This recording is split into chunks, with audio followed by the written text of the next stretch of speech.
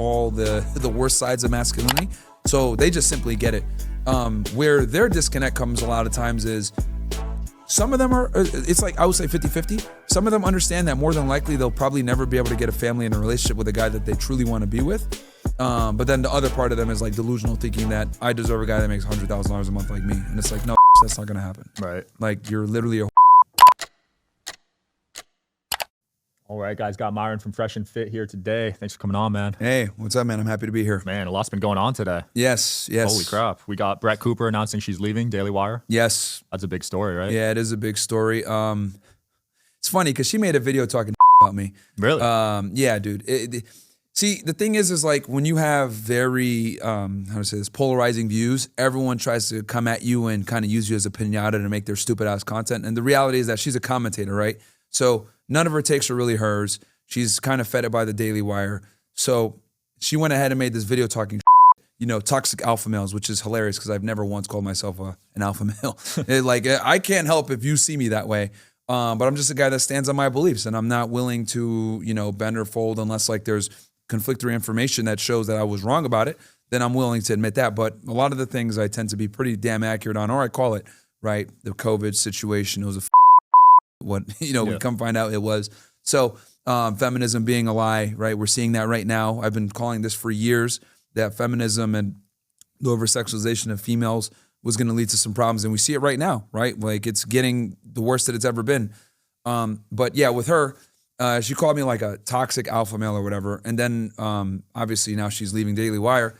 And it makes sense because I'm like, okay, maybe it was her handlers over at the Daily Wire told her, like, you should do this, because Ben Shapiro had made an identical video to that like a year prior. Really? Yeah. What? So I'll give her the benefit of doubt, right, that she was under Daily Wire control.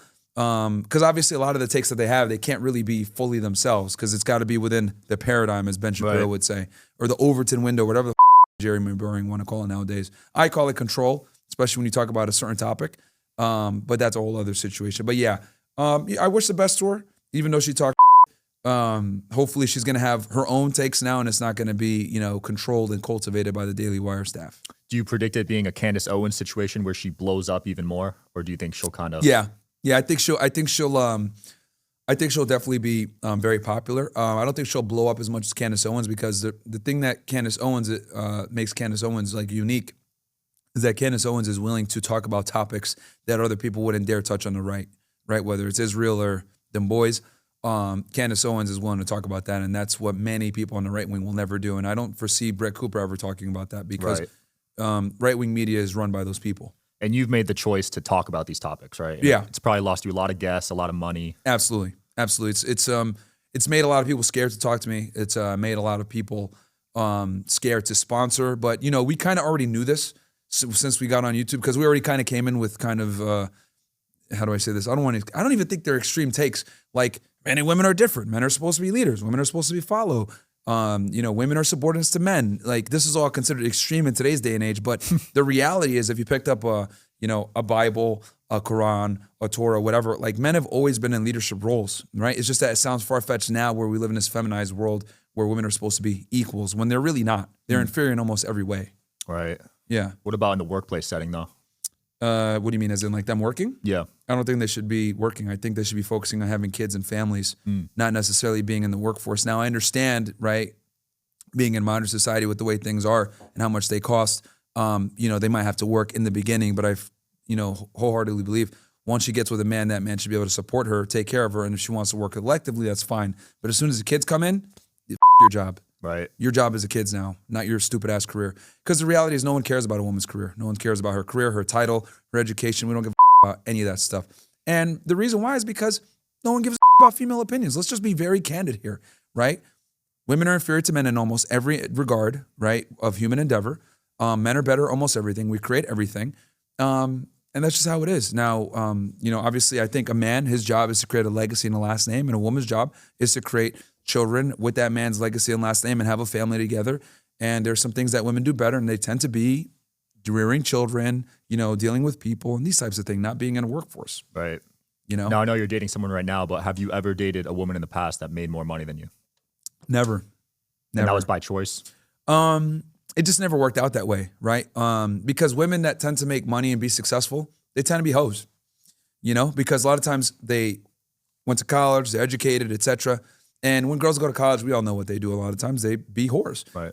Especially if they were in a sorority or they went to higher education, because feminism and leftist agenda in general tells women to, you know, kind of pursue career, pursue education, have fun in your 20s, be a experiment with life, all these stupid ass terms that they want to say, find yourself, travel, live your life. Like that's all, you know, any guy that has like, you know, half a brain understands this is just telling women to be promiscuous until they find a guy. And I don't think a guy should ever accept a woman that used to have a promiscuous past. That's a problem, right? Girls that used to be hoes typically don't make good girlfriends and they don't make good wives, you know? There's a lot of studies on that, right? Girls with high body counts dating later in life. Absolutely. They're the analogy I always use is like women are kind of like glass. If you take a glass cup, right, and you drop it on the floor and it smashes everywhere, you can repair that glass, but guess what? If you pour water into it, it's going to leak every single time. And that's what it's like trying to build a foundation with a promiscuous woman. That's why all these girls that used to be stars, whatever, none of them can ever last in a relationship because all this trauma of them like being hoes and being objectified, they're never able to actually respect or be with a man long term because their purity is gone. Their innocence is gone, and that's a woman's main commodity. Men are designed to create value. Women are designed to preserve value. Women are born with value, right? And I think, you know, as much as people want to say, Myron, you're an angry misogynist. No, I just understand that men and women are different, and I'm big on women protecting their value and preserving it, right? And if you want to be a whore, good job. You've lost your value now, and you deserve to be treated as such, like all these thoughts. And you got Lily Phillips out here. 100 dudes in a day. Yeah. You know what I mean? And look at like her face, like she did that interview. And you can see it, like her face is like, she's just like, oh man. And she knows in the back of her mind, she lost her soul. She knows that she'll probably never be able to have a family. She knows that she's not gonna be able to have children. And it's not gonna hit her really until she hits her 30s and her 40s. The thing is like, women are able to kind of like cope and say, oh, I'm okay, I'm happy single, hot girl summer, woo. There's a reason why it's called hot girl summer and not hot girl life, because women are not designed to be sluts long-term. They can't do it. As much as they think they can do it or want to do it, they can't be men. Right? Again, they suck at everything they do. So they can't even be whores properly. You know what I mean? So it's just like, no, dude, like you cannot do what we do. You guys want to be men so bad, but you can't do it. We can run around a bunch of girls and decide, you know what? I want a family and be able to have that family and probably be okay, right?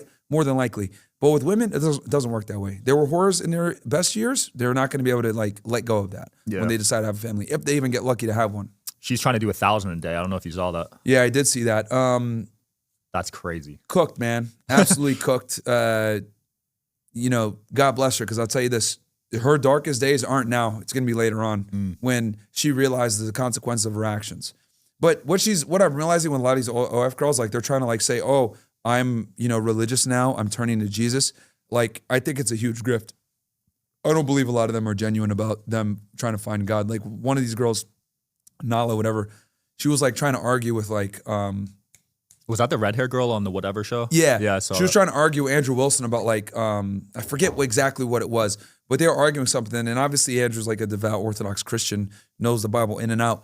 And she's over here trying to argue with him. And I think he called her like a heretic, whatever. And I was like, yeah, like, what do you expect? Like this girl, like she's a thought. She didn't convert for the real reason. She didn't convert for real. Like she didn't really find Jesus. It was all like a marketing ploy to make money. Yeah. Do you think OnlyFans should be banned? Yeah, bro, it's a problem. At least it needs to be regulated significantly, right? Like I find it incredible that like platforms will not ban or regulate, but they'll absolutely ban or regulate like speech. Right. Like the things that I talk about, they'll go ahead and ban that, right? Which is supposed to be protected under the First Amendment. But then like all this other degeneracy is running around all over the place. Like it's a problem, dude. It's a huge problem. And you know, I get criticized a lot. Oh, well, you bring OnlyFans girls on your show. Yeah, I bring them on. Right? They're number one, they're a fraction of the women that we bring on, right? They're not the majority. It's just that everyone remembers them because they tend to be the loudest and the stupidest. But it's to show men that regardless of whether it goes a sex worker or a lawyer, which we brought all the women in between, a lot of them have the same, you know, mindset, which is, you know, feminism and, you know, prioritizing themselves, prioritizing education and income over a family. And I think guys need to wake up to this and realize, like, most of these women, simply put, are not cut out to be your girlfriend or your wife. Or if you do get with one of these girls, you need to come in with such strong frame that she bends to your will and changes, because you're going to have to come in and deprogram the that these women are on. Yeah. Do you think some of the blame should be on the guys, though? Because some of these girls are making tens of millions. You got Sophie Rain making $43 million. I'm assuming most of her clients are guys. Yeah, no, absolutely. The simps are a big problem. Simps are a huge problem in the United States, and the problem too is that there's like a addiction. Like a lot of these guys are literally addicted to, and there's a multitude of reasons for this. I've explained it, kind of like why I think we're where we're at with this situation. But without going into crazy details, yes, it's on the simps. They're a big problem in society. Dude, absolutely. It's mind blowing that they can make millions. Like, yeah, I don't personally know anyone that does OnlyFans, like buys OnlyFans stuff. Yeah, but the thing is, a lot of guys do it secretly. That's crazy. And a lot of guys could watch my show just to like subscribe to the girls OnlyFans. Like, there's a lot of simps, man. Like a lot of these guys, because here's the thing, right? We'll do our regular show, right, where we teach guys how to make money, be attractive, geopolitics, whatever, right? And then we'll do a nighttime show, and there'll be like a bunch of people watching the nighttime show. But a lot of these guys that watch the nighttime show are just like guys looking for mindless entertainment, simps, degenerates, whatever. So, the smart guys are able to watch the show and see the female nature and be like, damn, like this is how women think. I need to step my game up. But there's a lot of idiots that also watch and say, oh, I'm going to whack off to this girl later. Unfortunately. That's so wild. It's crazy, dude. I mean, it makes sense though, because they go on shows like yours, right? Some of them pay to come on and then they get subscribers. Well, here's the thing. We never charge the girls to come on. You don't? We don't. As much as people have told us, like, you guys are dumb for now, we never pay the girls, but we never charge them either. Because some of these girls make quite a bit of money. I know one girl made like $60K from coming on the show. And I was like, holy but, I'm not going to take a dime because I don't want to contribute to that. Like, because the way I look at it is like, I bring these girls on so that you guys can see the and then also so that we can show the stupidity, right? But obviously, right, like they're not just gonna come on, right? So like a lot of times you have to do some cross promotion. It's like kind of a way to deal with the evil. But nah, like I won't take $1 from that, dude. I've been offered a lot of money. Like, bring this girl on, we'll pay you. And I'm like, no, dude. Like, if she wants to come on, she come on. But I'm not gonna change my rhetoric. Like, I'm gonna cook. Like, if she's on some, like, it is what it is. Have you ever agreed with any of them? What was that? The OnlyFans Girls? Yeah. Yeah. So here's the thing about OnlyFans Girls, which is actually very interesting, and they get it. They understand a lot of the times that men don't want hoes. They understand a lot of times that men want more than one woman. They understand a lot of times that men are only as faithful as their options. They get it a lot of times because they're exposed to like the sexuality of men, so they see all the worst sides of masculinity. So they just simply get it. Where their disconnect comes a lot of times is some of them are, it's like, I would say 50-50. Some of them understand that more than likely they'll probably never be able to get a family and a relationship with a guy that they truly want to be with. But then the other part of them is like delusional, thinking that I deserve a guy that makes $100,000 a month like me. And it's like, no, that's not going to happen. Right. Like, you're literally a whore. Yeah, their options are so limited because they're making so much. Super limited, dude. And that's where the disconnect comes. Because like, they'll hook up with like a rapper and think, oh, I can get this kind of guy, like a rapper, athlete, top tier guy. But what they don't understand is like, dude, you're just recreational use only. Yeah. And that's the biggest thing I've noticed with women is like, they're not able to distinguish sexual attention from men versus like a real relationship attention. Like, it's very difficult for them to do that. Because like, a girl will come on the show, right? And she'll be annoying as and I'll be like, you're going to have a hard time finding a guy. Like, not really. Look at my DMs. I have all these guys. And I'm like, you stupid these guys just want to sleep with you, dude. You're literally insufferable. Like, and I've had to tell them this, and they still think like, well, I still have all these options. And that's what them up. They have all these options. They think that they're viable. They're not. They just want to you, man. They just want sex. Yeah. Damn. But it's they don't catch on to it until they're like in their 30s. I don't realize. My phrase is this: women don't mature until they start buying their own drinks at the bar. That's what I've realized. That's a good quote. Yeah. They really don't get it until they're buying their own drinks. Because at that point, that's when they realize that their sexual market value is perishable. And they realize, holy like, I actually have to bring something to the table. One of the things I do on the show a lot of times, girls say, oh, literally this happened last week. Girl comes on. Okay, well, I ask her, what do you think you want? What do you want in a man? Guy's got to make $250,000 a year, be attractive, charming, all this. Cool. Well, why do you deserve that guy? Oh, because I'm one of one. Really? You're one of one. Mind you, I got like 7 other girls there, right? So I'm like, all right, cool. All of you put your 2 hands up like this, right? 10 fingers. Okay, I want your name, one thing that makes you redeemable or attractive to a man for a long-term relationship. Oh, I'm loyal. Okay. Oh, I'm funny, whatever. Good cook, right? So each girl goes through, I'm loyal, finger down. And when you mention a trait that another girl has, all of you have to put your fingers down. So I'm loyal. Cool. Every girl puts her finger down. I'm nice. Every girl puts her finger down. I'm, trustworthy. I can cook, whatever, blah, right? Next thing you know, by the time I get through the table, all their fingers are down, right? And I'm like, and I look at that girl and I say, look, you and every other girl here brings the same thing to the table. There's a mic drop moment because she had to see it right then and there through this experiment. You are special. Like the things that women bring to the table that men look for can be found easily. And I have to do this experiment a lot of times to let women know that the things that men look for really aren't hard to find, but the things you're looking for are hard to find. Yeah. So you need to make yourself bend to the whim of the man. And quite frankly, a lot of you women don't qualify for the man that you think you deserve. And it's not until I do experiments like this where I tell them, you don't qualify, that they get it. But they still are, they might get it for like 10 seconds and then they still go back out into the world and think, I deserve this guy. But this is why so many women stay chronically single, because they don't have the sexual market value for what they think they deserve. That's the issue. There's a big disconnect with what they want versus what they actually qualify for. Right. So when you're giving advice to guys, when they're looking for dating advice, do you recommend they ask about the girl's past when it comes to like partners and everything? No, because she's going to lie every single time.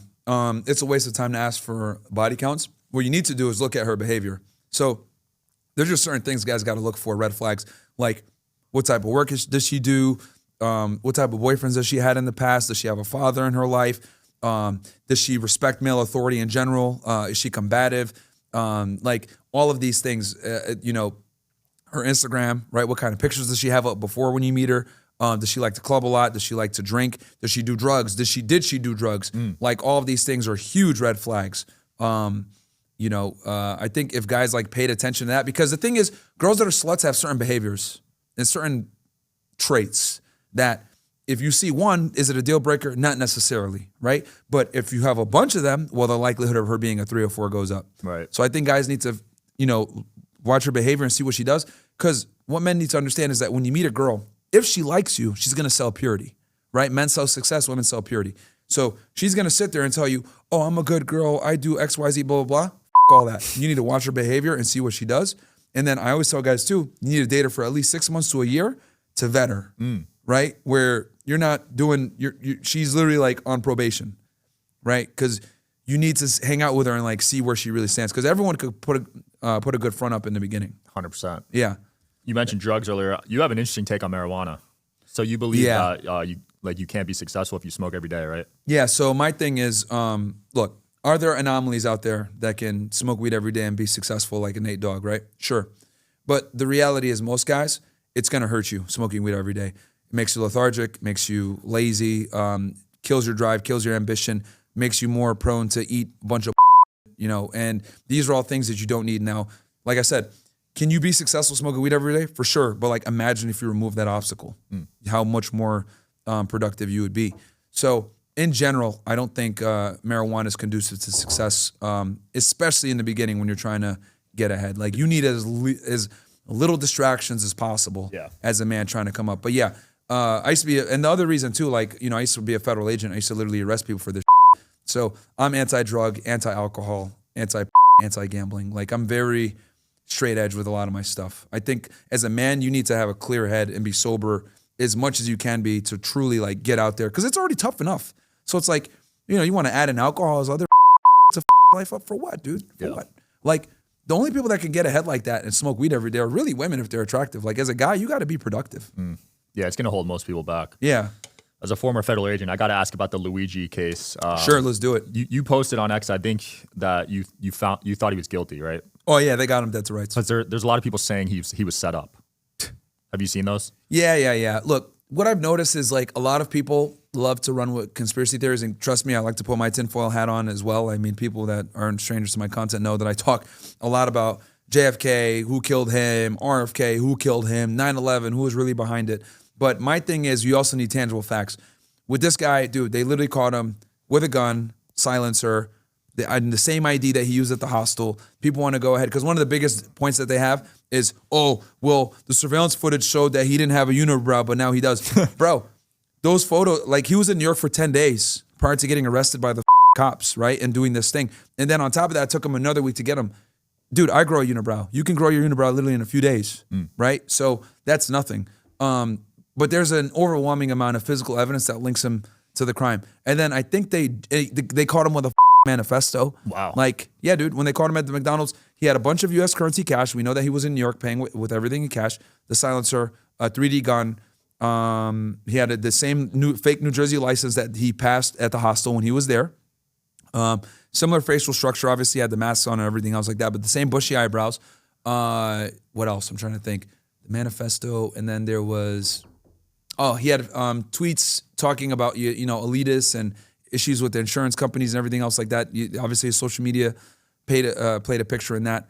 So, dude, they got the right guy, bro. They got the right guy. You think it was a hit? It looked pretty planned out, right? Oh, yeah. It was 100% he's going to get hit with murder one for the state of New York.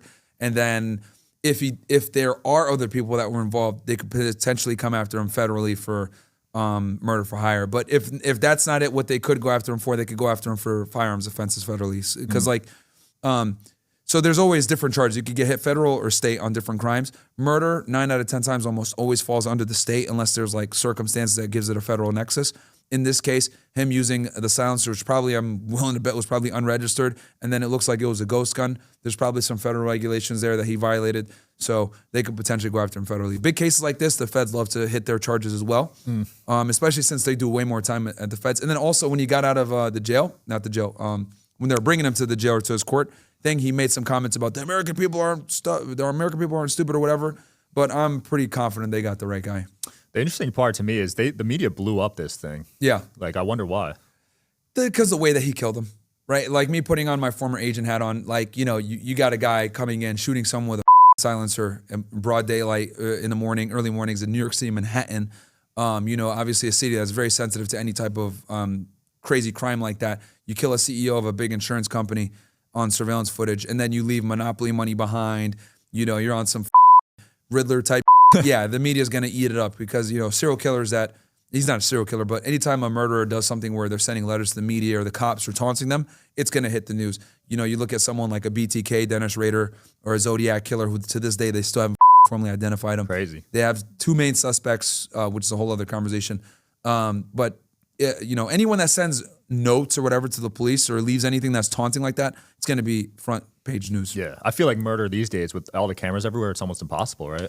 Yeah, if you're gonna commit a murder nowadays, man, you have to really be on point. It's gonna be a lot harder. It's not the 1970s where serial killers were running wild. Like all the top serial killers operated in the 70s, whether it's Ted Bundy, Zodiac killer, late 60s, Torso killer, John Wayne Gacy, the killer clown, all of them operated in the 70s, man. Samuel Little, who actually has the most confirmed kills, all of them operated in the 70s, and the big reason for that.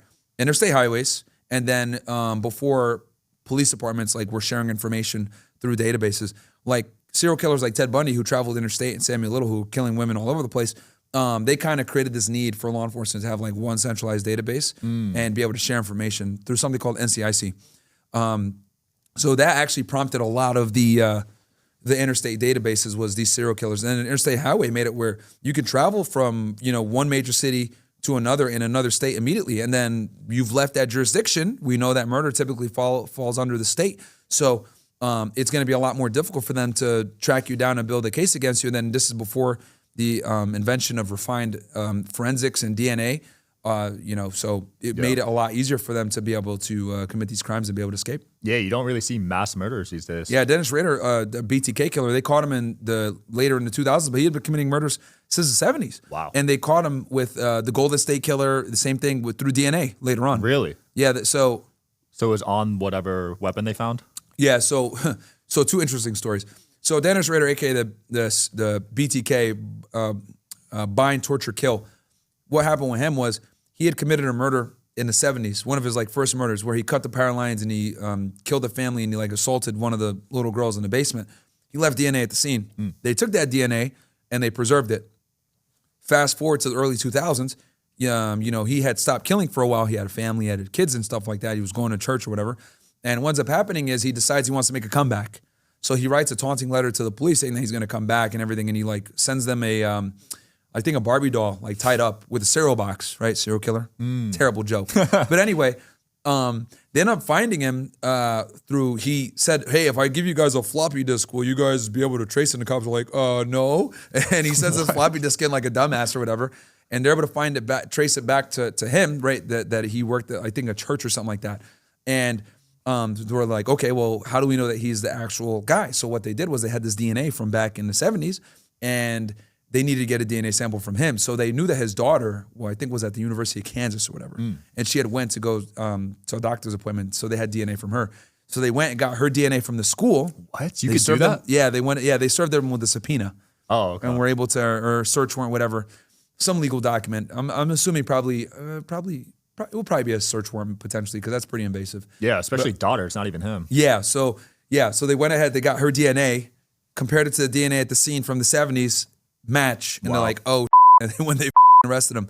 Another guy, the Golden State Killer, they ended up catching him later on. He also would, commit crimes where he was like raping women and stuff like that. So they had his DNA from a crime scene as well. He had this unique thing where he would like he'd break into the house and assault the women, and then the guys in the house, what he would do is he would tell them, because he'd rob them, he'd break in with a gun, right? Yeah. And he would tell them, okay, you got to sit on all fours, and I'm going to put he put dishes on their back. So if they moved, he would hear the dishes crash, and he would kill the woman, or he would threaten, like, hey, you better stay like this, and if you move, I'm going to hear the dishes crash, I'm going to shoot her. So they would sit there, and they can't do anything, and obviously the woman was being assaulted. So they had the DNA for him, right? And they couldn't catch this guy for years. He was doing this in the 70s.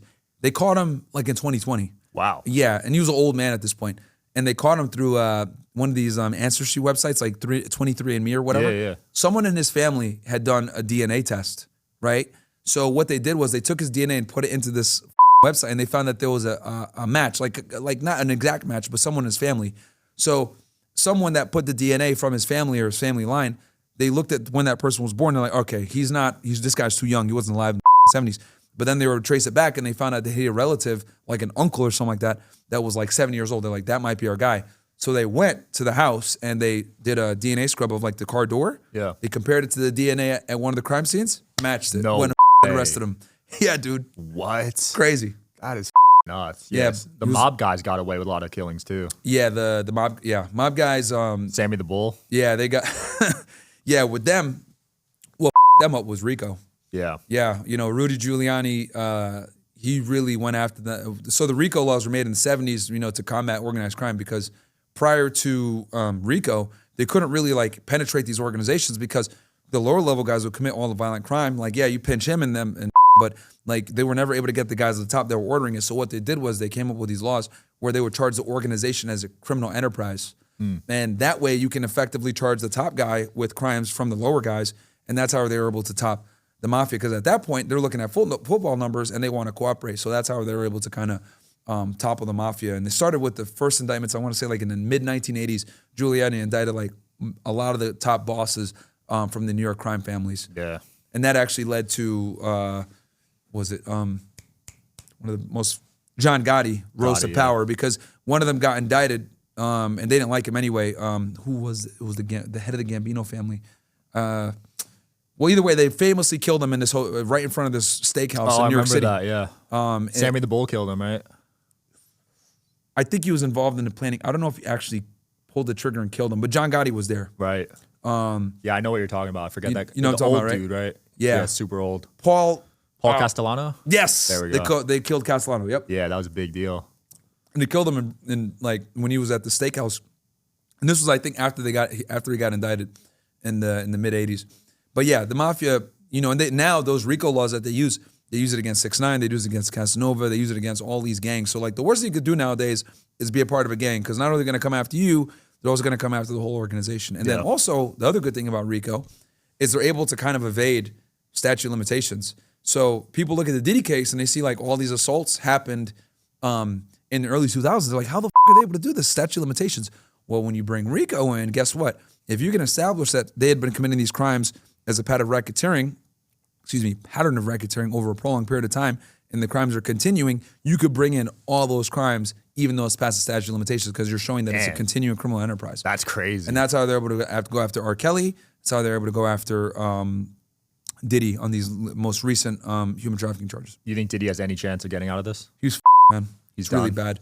He's cooked. Like it's actually our HSI New York office that did the case, and HSI New York, because I worked for HSI when I was on the job out of Miami.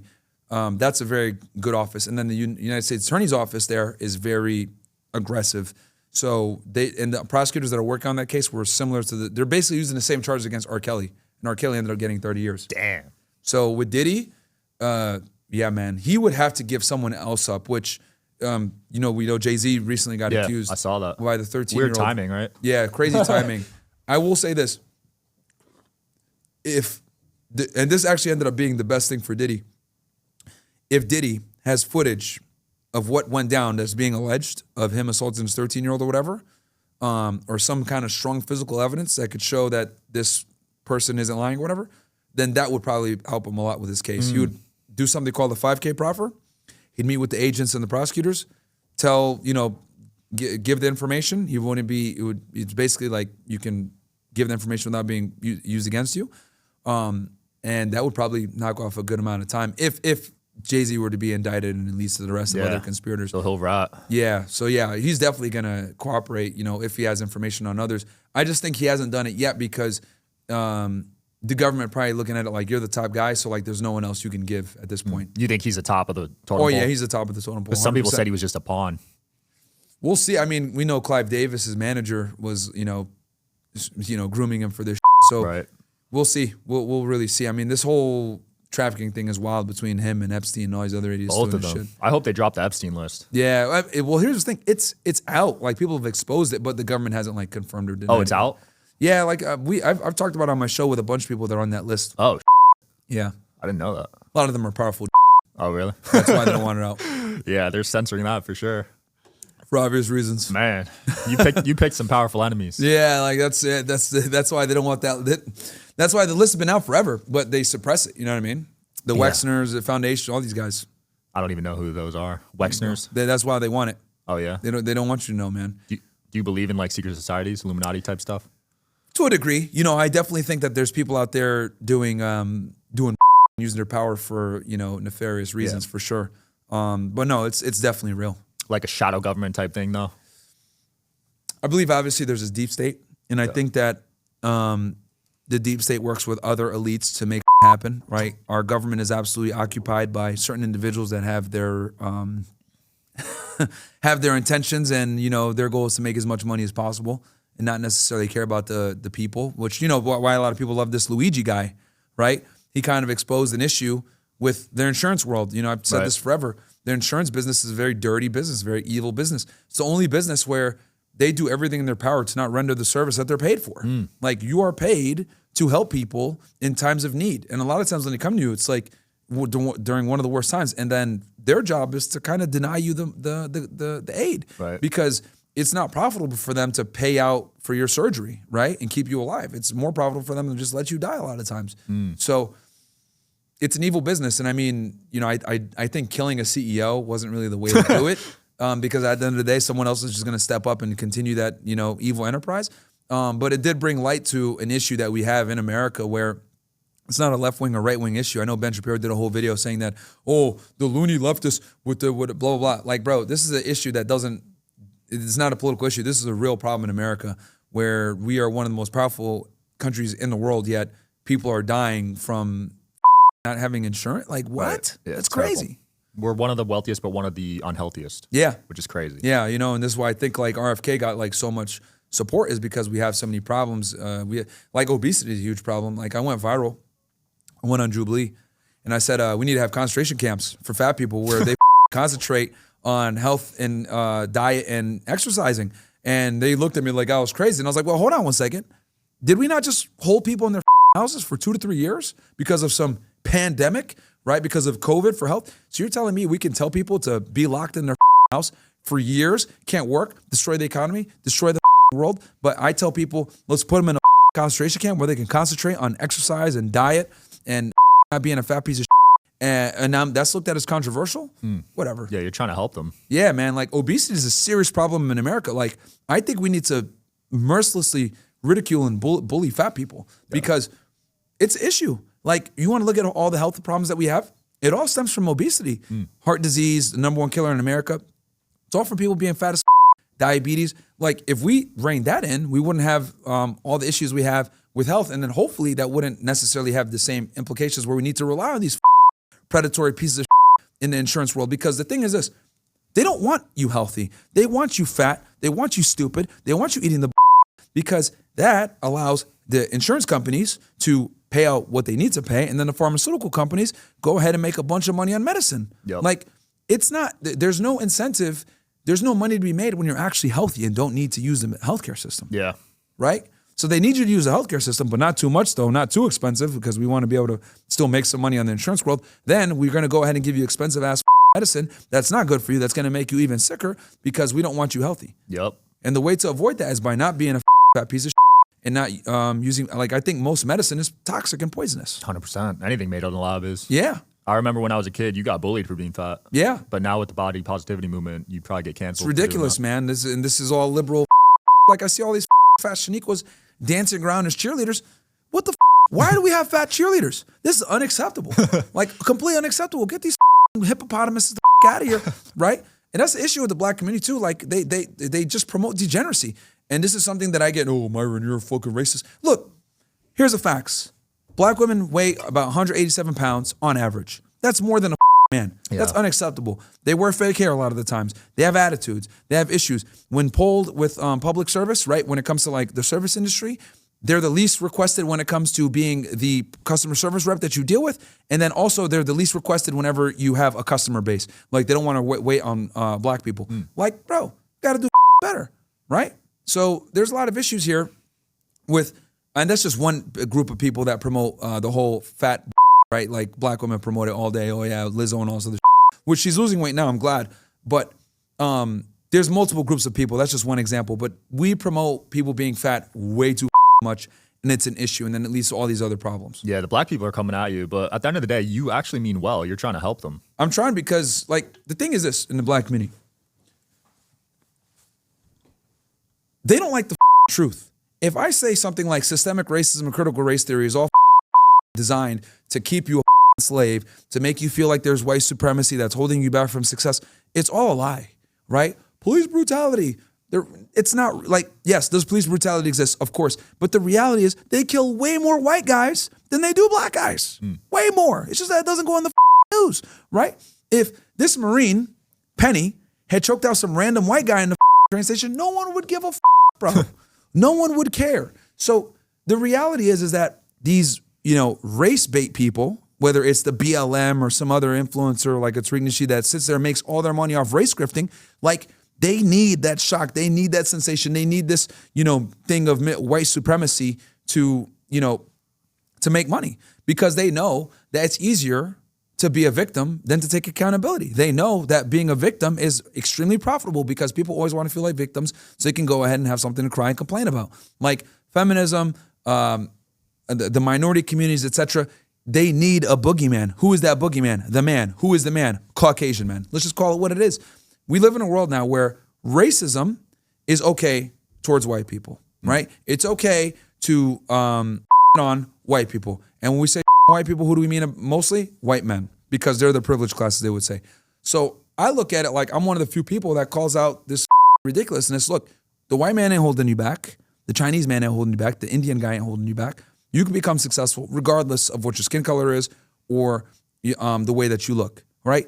If I want to go ahead and play race politics, I'm Muslim, Arab, black, whatever you want to do. I can sit here and be a victim all day. Oh, Islamophobia, oh, white supremacy, whatever. But I refuse to use that.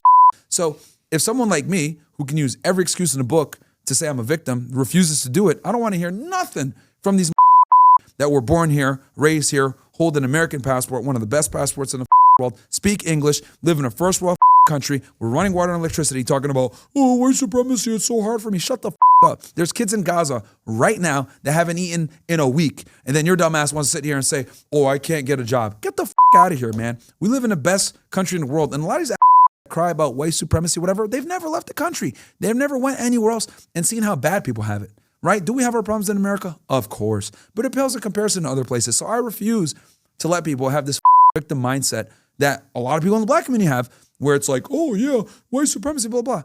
The reality, you commit a majority of the violent crime. Black men commit a disproportionate amount of violent crime in relation to their population. What, 6% of the population committing 50 to 60% of the violent crime in America? That's a problem. Yeah. Let's deal with the real issue. We don't have fathers. It's not white supremacy. It's no dads. That's the issue. But they don't want you to, but these BLM aren't going to talk about that. They're more concerned with BLM stands for buying lavish mansions. They're going to buy these lavish mansions by scamming you and telling you that you're a victim. And I fell It's for ridiculous. it. I donated. That was the last time I donated to a charity. Yeah, you posted on X, BLM is a domestic terrorist organization. They are. They are because they use violence and intimidation to push their political agenda. That is the definition of terrorism. And and obviously they were founded in the United States, so it's domestic.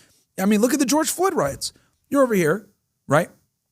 Making a criminal, career criminal, by the way, George Floyd, aka George Fentanyl, a martyr. Give him a golden casket. What? This guy's a scumbag, committing crimes all over the place. He died of a fentanyl overdose, right? Chauvin didn't kill him. We should give Chauvin a goddamn. And he's still in prison, right? He's still in prison, getting stabbed and everything else like that. Crazy, right? And he didn't get a fair trial at all because there was an enormous amount of pressure to indict him, and then the FBI followed up and hit him with federal charges because, again, right? We live in a world of social justice and public appeal. So I think he needs to be pardoned because at the end of the day, we know Chauvin didn't really kill him. It was the fentanyl that killed him. Yeah. And as someone that worked for the government, do you think these agencies have been weaponized in a certain degree? Yeah, no, they definitely have. And then the other thing too, I want people to realize is that we live in a world. So what the George Floyd riots did was they basically made every DA in America terrified of having BLM riots in their city. So what ended up happening, I noticed, is anytime a police officer has a use of force or something happens, the status quo now is the DAs indict. No matter what, okay. Use of force situation against a minority. Okay, we don't want our cities going on fire. Let's indict it. Let's charge the guy. Let the jury deal with it. Daniel Penny, same example. They knew they had a weak case. Let's indict it. Let's prosecute him because let the jury figure it out. Because here's the thing. If they actually go to trial, right, and the guy's found innocent by his own peers, guess what?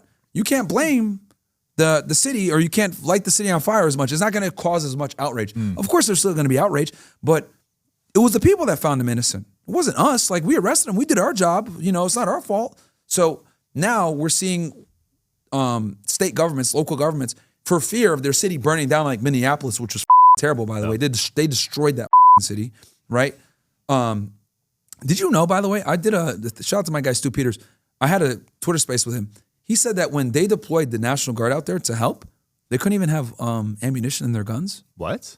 Why? Dude, because he was there in Minneapolis when all this happened. The cops couldn't use any real force against them, against the rioters when they were like throwing Molotov cocktails at the police station. It was craziness. Wow, because they were scared of another George Floyd? They were that scared. Yep. Damn. Yep. And Waltz, the governor at the time, who tried to be our vice president, that loser, he literally sent the National Guard and they didn't have ammunition in their guns. That's crazy. At least on the first or second day when they came in, it was ridiculous, man. So, and the rioters caught on to this. That's why they were so brazen doing the that they were doing. So, yeah, man, like everyone is scared of another George Floyd riot. So that's why in a lot of these cities, they're just charging the police officers no matter what. And that's created a chilling effect where now the police officers don't even really want to do their jobs. They're resigning, etc. And I find it incredible how, let's just call a spade a spade. The most violent and dangerous cities in America, what are they? They're all liberal, blue cities, yeah. Liberal, and what? Huge population of black people. I said it. I don't care. It is what it is. Why is it that all of the most crime-ridden cities have a huge black population? And it goes back to what you said earlier. No If fathers. the truth is racism, then call me a racist, whatever. Well, you can't even be racist against your own, right? I guess not, right? But they wouldn't consider me black. That's how they get me out. They're like, well, you ain't one of us. You're Arab. Idiots. You're only half. It doesn't count. My family's from Sudan, literally the land of the blacks. And they want to sit there, focus on your country. I was born and raised here. I carry an American passport. I've served this country. I have more allegiance to the nation than you because I actually call it like it is. I'm not going to sit here and lie because, race politics and I don't want to feel bad about talking about black people. The truth is the truth. Black people commit a disproportionate amount of the crime in the United States, and it's a problem because we have fatherless households. Yeah. That's the issue. And everyone else is too scared to say this because they don't want to be labeled a racist or kicked off the internet, whatever. It's a black problem. It needs to get fixed with the father in the households. These women need to stop having sex with, Pookie and Ray Ray without a condom and having these kids out of wedlock and creating all these issues. That's the problem. But no one wants to address that because that's racist. And a lot of people have victim mentality. Huge victim mentality. They don't know about it. Everything is the white man's fault. Right. Retarded. Yeah. Low IQ.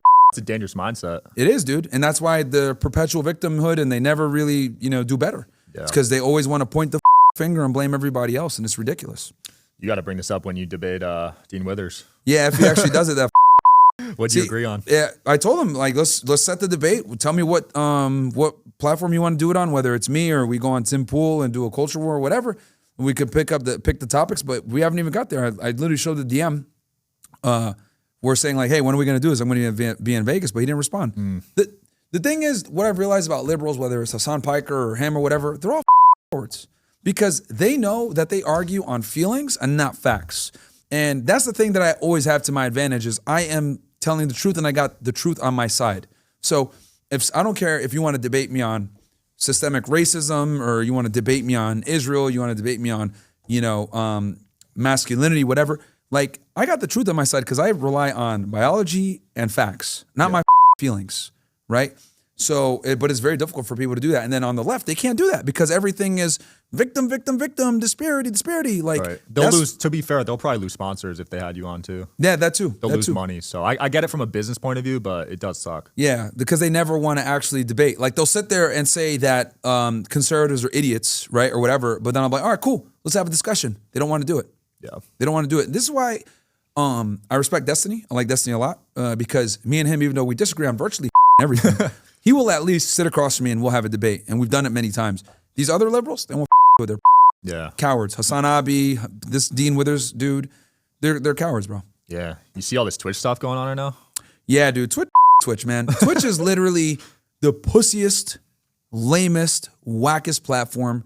Like, they will ban you for, like, off-platform activity. Like, they banned me, like, for off-platform. Because when I was on there, I was cool. Like, I was adhering to their guidelines, whatever. But they can ban you for off-platform. And in my head, I'm like, wait, hold on one second. So ban me for off-platform. I know what that means because I'm critical of a certain state. And then I look and like someone like Hassan is like every day spending 8 hours talking about Israel. And I'm like, dude, I don't even talk about Israel. That like I criticize Israel, whatever, but that's not all my content. All he does all day is like, because he's a political commentator. So he's always talking about what's going on in the Middle East, whatever. I do that as well, but not all my content is political commentary. So I'm like, so let me get this straight. This guy is over here crying about Israel all day. I criticize Israel and I'm getting banned for that, but he's still around. And the ADL's coming after him hard. And here's the thing too, that's very important. I don't advocate for anyone to ever be censored. I don't want Hassan to get censored. I don't want even my worst enemy, even H3, who advocates all the time for me to be censored, saying I'm an anti-Semite or I'm a sexist or I'm a racist, whatever stupid ass term they want to use against me. I don't advocate any of them be censored because I truly do believe that we need a market, the free market of ideas to be able to get the best idea. People need to be able to digest different ideologies and figure out what works best. And then just let the marketplace work itself out. Right. But the left never wants that. They want you censored because they know that their ideas don't stand up to reality, right? If you look at censorship in general, it overwhelmingly comes from the left. Now, are there some guys on the right that advocate for censorship? Of course. But what I've noticed is censorship almost always comes from the left. Yeah. 100%. Because Hassan has advocated for me to be censored. H3, same, but I would never advocate for them. Like, I don't want anything to happen to his platform because his stupid ass ideas need to be out there so that people can compare them to mine. I don't want their ideas gone. I want them to be in the marketplace, but they will sit there and advocate for people to be censored. He said, oh, he was talking about getting Sneeko banned off Twitch. He probably might have had a word in for us getting banned. Like, dumbass Ethan Klein has talked about us, that we're anti-Semitic and we shouldn't be wherever, or we're racist or sexist, whatever term they want to use. And it's like, that's what these liberals do. They advocate for you to be banned instead of debating you. Yeah, it's nuts. When you went on Ethan's show, did he edit any of it out? Was it pretty civil? He edited a lot out? We went live and we streamed on both platforms. But what I noticed was they were just clip farming the whole time. Like, he didn't actually debate anything. Like, he just was like getting our answers on things to be like, wow, that's like such a crazy take, man. Wow. Like, do you even get girls? Like I'll say something like, men and women are different, right? Men are supposed to be leaders. Wow, like, do you say that's your mom? Like, bro, like, and that's the issue with these guys. They can never actually attack your arguments. They have to attack you. Do you even get girls? Wow, do you even get, like, do you have a girlfriend? Like, they'll never be able to actually attack your viewpoints ever, bro. Yeah. Ever. Like, him and his ugly ass wife, like, just sitting there, like, trying to virtue signal. This is why their views of, like, this is why their support has, like, dropped off so much, is like, because now, they they're not based at all. Like they're just super woke and left. And like woke people, people are tired of the censorship. People are tired of the political correctness. People are tired of it, dude. Yep. Like they're literally tired of it. Like this last election proved it, right? I mean, you're a guy that used to be former left, right? Yeah. And now you're waking up like this is annoying because you can never be liberal enough, right? If you have some viewpoints, but then you have some other, like, if you're like what I would consider like a sensible Democrat, they'll look at you as a bigot or a Nazi, right? So you can't win with these people. So you might as well just have your viewpoints, which a lot of people, right, that tend to be more factually based, tend to be more conservative, and just let them cry because you can never win with these people. And that's what I think H3 is dealing with now. Like, they're getting eaten alive by their own audience because Ethan wants to keep going more and more left and be more and more woke and everything else. And they're put in a weird place because the left is overwhelmingly pro-Palestine. They're anti-Israel. Oh, I didn't know that. Yeah, the left is overwhelmingly pro-Palestine. Wow. Right?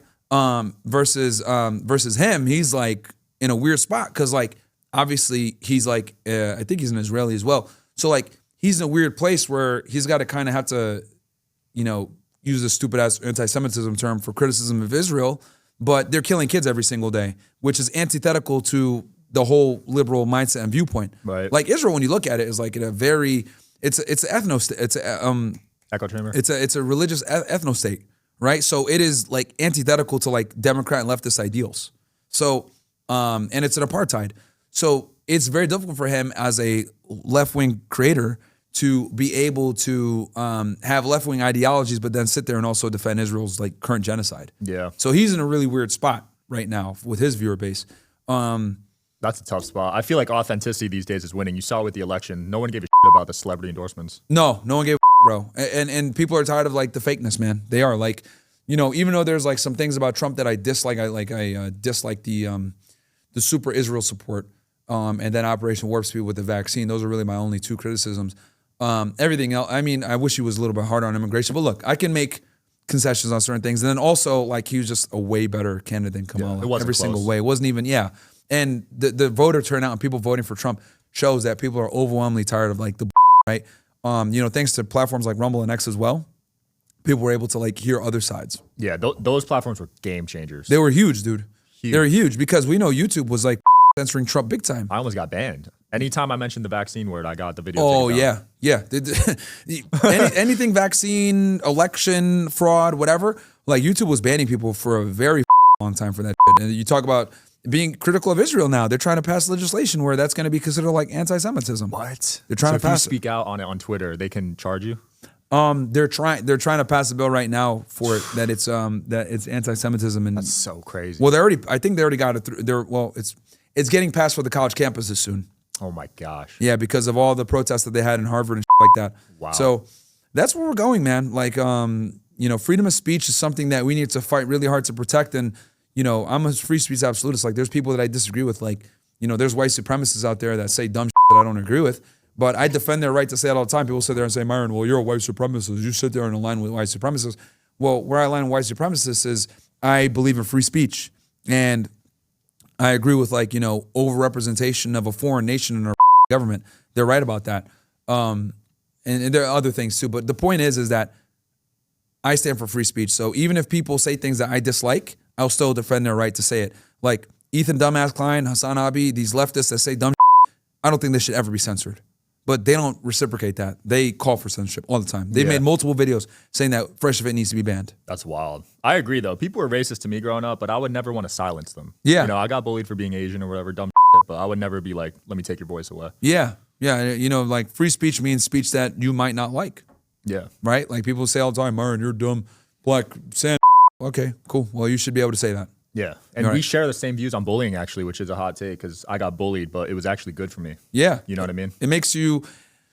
Bullying is a very natural way for society to correct degeneracy, stupidity, or inadequacies. Like if you're a weirdo, like you have like a weird way that you speak, people say, bro, you're weird, or you talk weird. Well, that's gonna motivate you to like get out there and get a speech coach and fix that. Or someone says you're a fat ass, it's gonna motivate you to go to the gym. I went to the gym because I got bullied, and I'm glad I did. Like bullying is a very healthy response to being inadequate. Right. Agreed. It's a societal way. Some people think it's like it shouldn't be allowed, but I think it should be. If we had more bullying, we wouldn't have all these sluts. Like shame used to be a very viable way to deal with female promiscuity and degeneracy. Like, you used to curb that, but now we sit here and say, yeah, own your sexuality, be a slut, woo. Like, now what do we got? We got a bunch of women that are miserable and sad. Like, I find it interesting that, like, since the 70s, women have become more and more powerful with making more money, being more successful, more educated, but they're the saddest and most depressed they've ever been. Something like one in 3 women is on antidepressant medication. That's terrible. So how is it they become more free and made more money and have more liberty than ever before, but they're the most depressed? It's nuts. I remember when I was in high school, it was like a big deal to lose your virginity as a girl. Yeah. And now it's like people are losing it in middle school and like 7th grade, 6th grade. It's Dude, crazy. the Taliban was right about some man. like, yo, I'm serious, man. Like, yo, some dudes in caves, like, we think that they're backwards or whatever, but they're like, nah, women can't assemble together and they'll go to school and cover their hair and, promote modesty and they can't vote. And then I'm like, damn, like, these niggas was spin. They was onto something. Cause like, we've like, cause if you look at like the West, right, you look at America, you look at Scandinavian countries, like, we're the biggest experiment in like allowing feminism to just flourish, right? But what do we got? We got like one of the worst situations we've ever had in society. Like, women are more liberated now than ever before, but we have the most societal problems that we ever had before. We have the lowest birth rates, nuclear families declining, high divorce rates, etc. It's caused a lot of problems. So, like this newscaster lady goes out to, meet with the Taliban and she asks them about like, what is your thoughts on democracy and women voting? And they start laughing. Like, it kind of makes sense why they're laughing because they had the foreknowledge to know like, yo, if you put women in power, it's going to create some problems. And then like, this is biblical. Like you go back to ancient times. Why is it that women were never in positions of power? Like back then they kind of figured out that, yo, if women have positions of power or you make them equal to men, your society is going to collapse. And look at what we got going on now. Wow. Would you ever vote for a woman for a political position? No, they should never have power. Like, with that said, are there women out there that are anomalies that have the capability of leading? Of course, there's always going to be anomalies. There's always going to be exceptions to the rule. But in general, most women are not equipped or have the ability to lead. And I'll tell you why. So one thing that I've noticed, and I find this interesting that like none of these like people like David Buss or Jordan Peterson could talk about this. Like these academics when it comes to female nature, none of them could talk about this because no one has talked to more women than I have. One of the most profound things that I found out from talking to 3,200 or 3,300 women at this point is regardless of education, background, culture, profession, one thing that stands out. If I say something that's generally true, they will make a point to interrupt what I'm saying, to say, well, not all women, or that doesn't apply to me. This is something that's a phenomenon that I've only noticed with women. Me and you have a conversation, or there's a group of guys here, and we say, yeah, most men are retards, man. Yeah, you're right. All the guys are going to be like, yeah. No one's going to stand up and be like, I'm not a retard. Like, we just understand that, like, yeah, most guys are adequate losers, right? We're okay with, like, criticizing men as a whole and understanding that whether it applies to us or not, it's a general statement and it's true.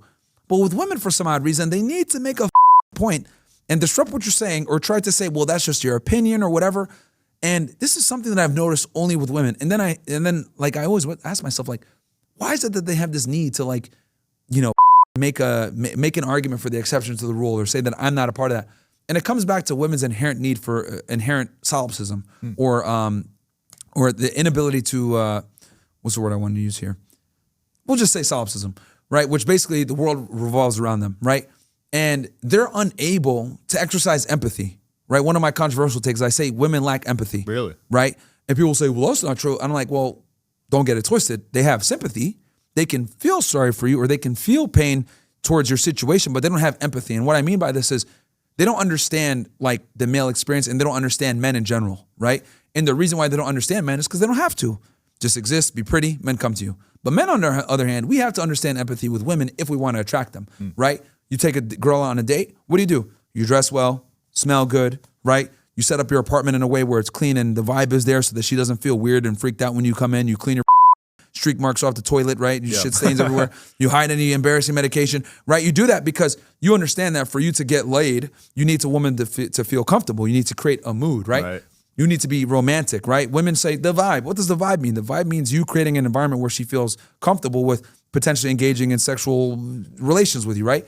Men need to understand this to get laid. Women, on the other hand, don't need to understand men. So that solipsism that I mentioned, they don't really need to understand anything except for themselves. And that's all that matters. And people say, well, that's kind of up. Well, it's actually natural. And the reason why is because since women are tasked with having children and caring for children, they need to care for themselves because they understand that they're the incubators of the next generation. So that's where that need comes from. Like, there's I think it's called Bruffels Law, if I'm not mistaken, where a woman understands that I need to use a man to get a child, and then once I have a child, get resources from that man to take care of the child. This is why if you ask a woman, hey, your husband or your child, they're always going to pick their child every single time. And that's fine. But for them to be able to come to that conclusion, they need to be inherently selfish. Women are inherently selfish. They have to be. Men, on the other hand, we can't be, because men make excess resources for what? For women. Right. And for kids. Versus women, when they make excess resources, what do they say? I'm independent. There's a difference. Man makes a bunch of money and becomes successful. He's like, damn, I can have a family now. Women makes a bunch of money, successful. I'm independent. Independent of whom? Oh, men. So when women make money versus men make money, it's not the same. Men are okay with sharing their resources, women are not. Wow. This is why when women make money, what do? If they make more money than their man, that divorce is coming. She getting rid of your dumbass. So women kind of look at men as a means to an end to achieve the agenda of security, resources, and most importantly, resources for their kid. So to bring this all back full circle, the solipsism exists because they're the ones that hold the kids. They're the ones that have the burden of taking care of the kids. So they need those excess resources. So they have to be selfish. So I've accepted this and I've understood this, but it's something that I've noticed during the course of doing the podcast, that it's an astounding thing that I've noticed, where I say something that's generally true and they almost always have to still make an argument for the exception or whatever, because their solipsism doesn't allow them to kind of see beyond that. Yeah, that's fascinating. Yeah. I love how you tie in the biology to it. Yeah, it's just like a female thing. And I've because I kept trying to figure out, why the are these so retarded? Like, why can they not understand general things? But then it comes back to they just have this inability to empathize with facts and the way they feel, right? Like, men are more concerned with empirical correctness versus women are more concerned with moral superiority. Like, they did a poll, right? And it's funny. I got to call out Chris Williamson for this. He has his podcast and he brings these people in, right? And he doesn't. I think he's scared to have me on, which I get it. I'm controversial. That's a good show, by the way. Yeah, right. I think he's Modern Wisdom, right? Yeah. And it's funny because he did a tweet the other day where he talked about how men overwhelmingly stand for free speech versus women think that free speech should be curbed if it hurts feelings and all this other stuff. And it confirms a lot of things that I've said, which is basically, right, the thing is, people don't like the way I deliver the information, but the things I say are almost always statistically true as well. It's like how Andrew Tate was. Yeah, shout out to my guy, Andrew Tate. And we say things that are biologically true, it's just that people don't like the way they say it because we're so controversial. But when you do studies or whatever, it comes true. Women are communitarian by nature. Men are meritocracy-based by nature. Men understand hierarchies. Men understand being successful, 1, 2, 3, 4, 5. Women don't understand that. They don't understand hierarchies, right? If a rich man walks into a room and there's a bunch of guys there, we understand the pecking order and we're going to respect that guy because he's a millionaire, he's successful, etc. Women don't give a about that. Oprah walks into a room, they don't really care because, is she pretty? No, the prettiest girl gets the most acknowledgement, right? So women don't have the same concept of meritocracy that men do, right? So with that said, they're more concerned with political correctness and being socially acceptable than the truth. So men, right? Something I can pull up let me show you because I think this will be very important, right? Because I've talked about this before and everyone thinks that I'm crazy. He's got the facts to back it up. Yeah, and it's funny because this tweet that he made backs up what I've been saying forever. And I tell him all the time, I'm like, bro, look, I get it, I'm controversial, whatever, but people have been saying, because he brings on all these people that criticize the red pill, and they criticize me, and I'm like, why can't I defend myself? Brings these pseudo intellectuals on that don't know anything about dealing with women in modern society. 71% of men reported that protecting, and this is between male and female professors in America. 71% of men reported that protecting free speech is more important than promoting an inclusive society. 59% of women said promoting an inclusive society is more important than protecting free speech. Wow. So a majority of women said that promoting an inclusive society is more important than protecting free speech. Now, there's more stuff like this, but what this basically proves is what I've always said about women, because he goes into more stats that show that women prioritize being politically correct and social values versus what's empirically correct or what's factual. And when you look at censorship, most of the time, what is censorship? Censorship is like leftist ideologies being challenged. So they say, this is hate speech. We're going to go ahead and ban it, right? And we look at a lot of these tech companies, right? And we look at who's in the trust and safety teams. Who is it? Women, bro. Women, Yeah.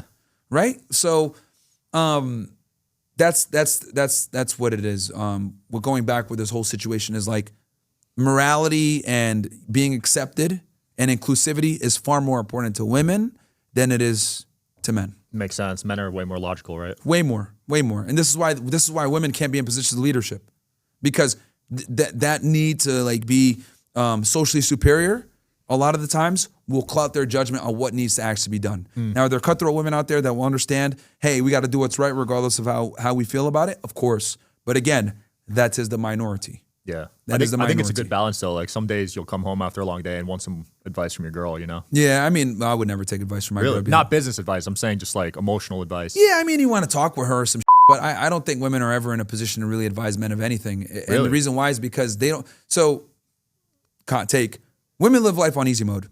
So why the am I going to sit here and talk to someone that lives life on easy mode when I play the game on hard mode? Like, you ever play GoldenEye? No. Okay. Okay. Well, you play video games, right? Yeah.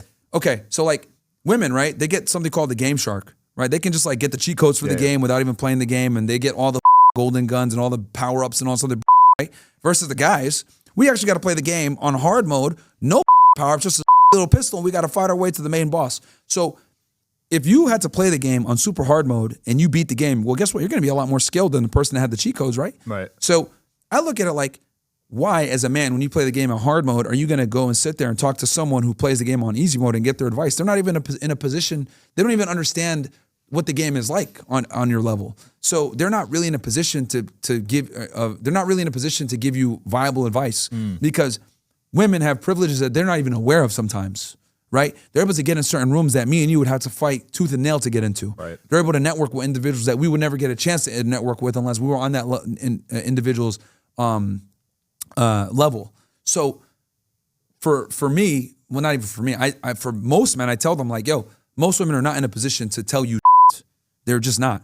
And most importantly, they don't want to be in a position to tell you shit, because if they're in a position to tell you anything, that means that they're equal to you, which you already lost at that point, right? You need to be superior to your girl in every single way.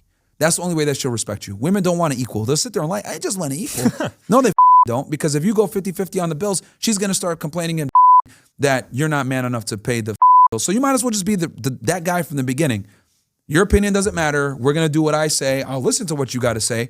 But at the end of the day, I make the final decision, right? And the woman's got to earn that ability to be even your consigliere, if we're going to use mafia terms, where she can even tell you what she thinks as your advisor. But at the end of the day, you make the final decision. And if you want to tell her to shut up at any time, you tell her shut up. This is how it's going to go. And women want that. They want a guy that can, put their foot down and say, we're going to do this. You just focus on being pretty. They want that. They just don't want to admit it because, they fall so hard through feminism to be equal. But the reality is they never want to be equal in the first place. Right. So I think if guys have this mindset where it's like, I'm the leader, the buck stops with me, you're going to be in a way better position, and you're going to be more attractive to your girl. Because what she's going to be able to do is she's going to be able to be more feminine. She's going to be more relaxed. She's like, oh, can calm down. This guy got it. He's just competent. Like, he doesn't need me. And that's what makes her say, I want this guy. Because it's so rare to find a guy that can literally doesn't them. Like, so many guys are pussies. One of the biggest things I tell guys, never cry in front of your girl. Ever do that. Because the thing is that when you cry in front of your girl, what you're doing is you're triggering this carnal feeling in them where you're displaying that you are not an adequate mate. Right. Joe Rogan famously had this girl on, forget her name, but who cares? She's a female. Yeah. And some random female, but she was dating a UFC fighter. Okay. See how women acquire status through men? So she was dating this UFC fighter, and she said that, yeah, I was seeing him get beat up in a cage, and I just I don't know, it was over for me at that point. And the reason why is because she saw another man beating up her man, dominating her man. Even though this guy's a top 1% fighter, he could beat up 99% of men. But it's another thing for women to see you getting beat up, right? And then they're like, oh, my safety. It's jeopardized now. This guy can get beat up. Oh my God. You need to be that superhero for her, right? I would equate that, right, to give guys an example. That's like you see your girl get you would never have the same respect for her. You'd be like, what the this is disgusting. Yeah. This That's like her seeing you get beat up by a dude. Same thing. Crying in front of her, whatever. Like it triggers this carnal, cerebral thing in her head where she's like, this guy can't protect me. I need to leave, right? Because women always look at men from a strength perspective. You're supposed to be the leader, right? No matter how much of a feminist she is, it's all a lie. She still expects you, when the push comes to shove, someone breaks in the house, you need to be the man and handle it. This is why women are attracted to criminals, murderers, violent individuals. Why is Luigi so attractive right now to all these? Because he committed an act of murder. Want to look at serial killers. Why is Ted Bundy being fawned upon by women, Jeffrey Dahmer, etc.? Why did show up at their trials in droves, right? Richard Ramirez. Because women love dangerous men that have the capability of violence. They love it because that shows that they can protect. So as a guy, when you cry in front of your girl or you get beat up or anything else like that, what you're showing is weakness. And weakness is the worst thing that you could show your girl. So that's why I tell guys, you make the decisions. You don't need her advice. Don't get beat up in front of her. Don't cry in front of her. You want to cry? Cool. Go cry in front of your friends because they can actually probably help you. She can't. She's just going to lose attraction for you and question why she's with you. She won't obviously openly say this, but she's going to feel in her mind. Because some women will sit there and say, well, I want my guy to open up to me. Don't do it. It's a trap. It's a trap. It's a trap. Don't do it, man. Because women are fantastic at telling you one thing, but responding to something else favorably. I want a nice guy. You be a nice guy? Guess what? She loses attraction for you. I want a gentleman. You bring flowers on a first date, lose attraction for you. Like, don't listen to anything they say. They don't. The thing with women is what they say they're attracted to a lot of times is not what they're aroused by. What they're aroused by is a guy like me that tells them, shut up, you're wrong. We're going to do this. Doesn't take their right? Doesn't tolerate them talking back to them, right? Like I look at women as inferiors, if I'm going to be all the way honest. You guys need to look at women as inferiors because if you look at them as inferiors, it's a lot easier. You can go up and talk to them without an issue. You can be confident. You could be the masculine leader that you need to be. And I know some people are like, well, that's up, Myron. But men need to have this mindset because it's going to take them off the pedestal. The worst thing you could do is pedestalize women. Because when you pedestalize her, she inevitably has to look down on you. When she has to look down on you, she loses respect for you. You need to be looking down on her. Because when men are in the position of power, when men are the ones that are being admired by a woman and treated like a king, we know how to act. Right? The problem is this. Chivalry used to exist in a time when women were actually ladies, right? When they weren't getting all this attention from randoms on the internet, when they weren't being when they actually deserved to be treated like a lady. But now, with feminism and women think that they're equal, etc., you have to do everything in your power to establish the hierarchy that you're actually the prize here and that you are the man, you're the leader. So with us, right, a guy might not get a gift from a woman ever in his life. He might not get a kiss until his 20s. He might not get a date until his 20s. He might not get a girl to say, oh, you're really cute, ever, right? Men rarely, if ever, get compliments or attention from women. So when we do get it, guess what happens? We appreciate it. We act good. We say we're really happy, right? We will keep that gift and treasure it. When women get attention, they get it all the time. They don't value it. So for you as the man, the reason why you need to be in the position of power and why she needs to be looking up to you is because you know how to act when you get that admiration. You know how to appreciate it. Women don't know how to appreciate male attention and respect anymore because they're sluts and they get it all the time now. So now the shoe's on the other foot. We have to be the ones where they admire us. They need to be the adorer. That's the only way they're going to stay in a relationship. Because the other thing men need to understand is that women are far more likely to leave relationships. Since they're far more likely to leave relationships, they need to be entertained more. The only way that they're going to be entertained more is that you need to be the one that they're chasing. Women are like cats. Throw a ball of yarn at a cat plays with it for a bit. If you keep moving the ball of yarn, the cat keeps playing with it and chasing it. But if you let the ball of yarn stay, it plays with it, eventually gets bored, walks away. That's women. Women don't want consistency. They don't want monotony. They need to be constantly excited. And the only way they feel that is that you need to be the guy that they're chasing. So they need to feel as though they're inferior to you at all times so they can stay in a relationship. Because the example I give is this, and I give this example to women all the time so they understand. And I need the guys in here to understand too because I got to get it through the head when they say stupid like, happy wife, happy life. No, you dumbass. It's happy king, happy kingdom. This is how it goes. If you go to a store and you get a deal, right? You get a fantastic deal. Let's say you got it for 50% off. Are you going to go back and return the car or whatever you bought? Probably not. You got a great deal. But if you bought the car and you overpaid for it, and then a friend comes in later and says, yo, dude, I got that car for like 75% off, you're going to go back to that dealer and be like, hey, what the f? Yeah. That's how women are. They're always looking for the best deal. So if they know that they got the best deal, they're not going back to that dealership. And you need to establish you're the best deal all the time as the guy. But as the woman, right?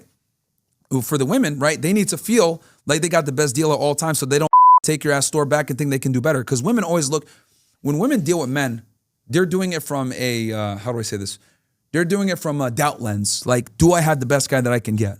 Right? And if the answer is, yes, like this is the best that I can do, they're not going nowhere. This is the best deal. They're not going back to that dealership. But they feel like they can get a better deal. They feel like they got gypped. They overpaid for the car. They're going back to get a better deal. Right. So you need to always be that best deal. And that's why I tell guys all the time, stay in the gym. Don't, be a and start following her lead. Work more hours, make more money, become more successful. The problem is that most guys get a girlfriend, they start getting soft. Oh, I'll have ice cream with you and like that. Like, no, that. Don't change from the guy that originally got her. Stay the same, if not become a bigger. So she realizes, holy I got the best deal. The reason why he treats me like this is because he can find another girl and have other women. Oh, the Myron, that's controversial. Fine, you're a religious guy. You don't want to have multiple women. Fine, you don't have to do that. But she needs to know that your dumbass can be replaced at any time. And that stays with you being in the gym, being attractive, other women looking at you. That is the most honest signal to her that she got the best. So women need to always be the adored. They need to be the one that's always chasing you, and they need to be following you. But when it's the other way around and you're like, groveling for her and she's on the pedestal, she's going to lose attraction for you and leave you, man. Because women need that sense of, oh my God, I got the best deal. Yeah. So what's your approach with disagreements and conflict with your woman then? I don't even look at them as equal to disagree with them. Like, I don't argue with women. Like, that's how guys need to be. I don't negotiate with terrorists, and I don't negotiate with women either. Like, it's my way or the highway. You're not even equal for me to argue with you. Guys, if you're sitting here arguing with your girl, you already up. You already up. Me and my girl don't argue. This is what we're doing. You never argued once before? No. Wow. No. Because I tell her, this is what it is. That's impressive. We need to do this. Okay. But again, that's not easy to do because I pay all the bills. I take care of her. She don't got to worry about it. Like, I'm the boss. This is how it goes, right? And she loves that. So you laid out clear expectations from the start. Yeah. I think that's the important part. Yeah, you have to, you know what I mean? But yeah, I genuinely believe, like, this is why I tell guys, it's so important that you're superior to your girl in every single way, right? Because you can't do this. Because the other thing too, let's put some onus on the guys. Guys want a submissive woman that's going to follow their lead or whatever. They're a bum. They don't got a job. They live with your mom and don't got a car. The do you think this is? Like, if you want authority over your girl, you also need to be responsible for your girl. You also need to be that guy, right? You can't have all this authority and be a loser. You have to have your in order. You got to be in the gym. You got to be that guy. She should be looking up to you as like a role model, damn near. Yeah. So, but yeah, no, I don't argue with my girl. And I truly believe if anybody is here in a relationship and you're arguing with your woman, you lost, bro. Damn. Because to argue with someone implies that you're equal. That's true, man. Well, Yeah. man, what's planned for next year?